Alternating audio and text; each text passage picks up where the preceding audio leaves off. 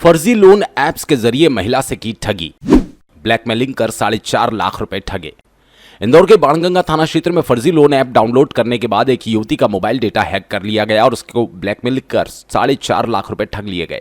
मात्र 40,000 के लोन के बदले शुरू हुई धमकियों, बदनामी का डर और रिश्तेदारों को भेजी गई आपत्तिजनक सामग्री ने पीड़िता को मानसिक रूप से तोड़ दिया।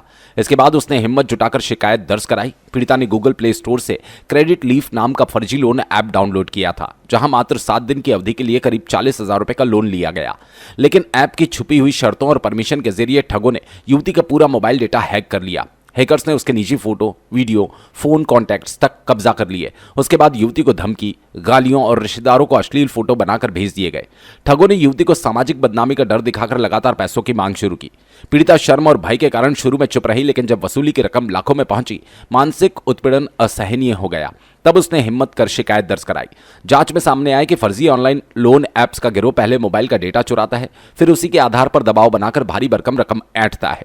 पीड़िता के द्वारा बताया गया कि ऑनलाइन लोन ऐप उसके द्वारा एक डाउनलोड किया गया था जो क्रेडिट लीफ नाम से था, और लगभग 7 दिन की अवधि के लिए एक उसके द्वारा लोन लिया गया था। उसमें से लगभग 40,000 रुपये का लोन लिया गया था। उसी पर से उस साइबर फ्रॉड करने वाले लोगों के द्वारा जबरन वसूली और ब्लैकमेलिंग का काम करना चालू कर दिया।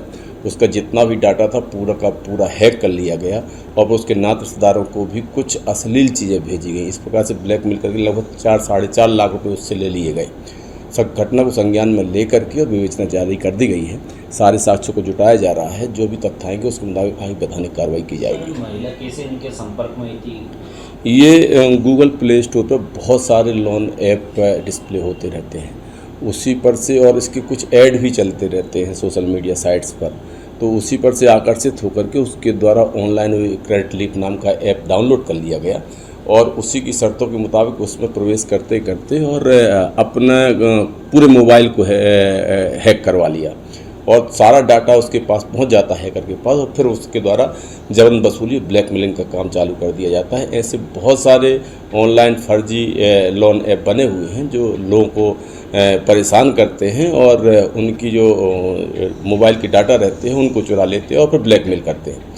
ऐसा ही घटना पीड़िता के साथ हुई है जिसको संज्ञान में ले लिया गया है। सर, महिला को कब पता चला कि उसके साथ इस तरह का घटनाक्रम हो गया था? वो तत्काल ही पता लग जाता है। जैसे ही उसकी सारी टर्म्स एंड कंडीशंस को फॉलो करते करते आप उसके घेरे में आ जाते हैं, उसके बाद फिर पैसों की मांग चालू हो जाती है।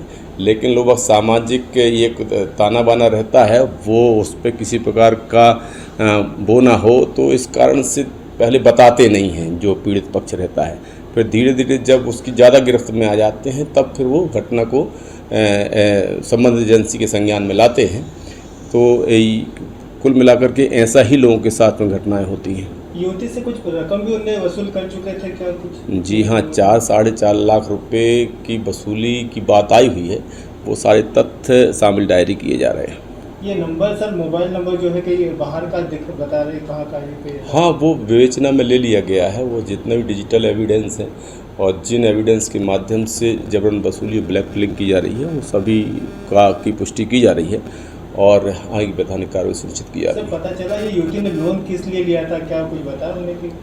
लोन लेने का मूल कारण यही है कि कोई ना कोई आवश्यकताएँ रहती हैं और सामान्य शर्तों में, चूँकि सोशल मीडिया में ऐसे ऐप चलते रहते हैं कि सामान्य शर्तों में लोन मिल रहा है और कुछ फ़ायदे की भी बात होती है और उसी के घेरे में आकर के लोग बाग इसका शिकार होते हैं।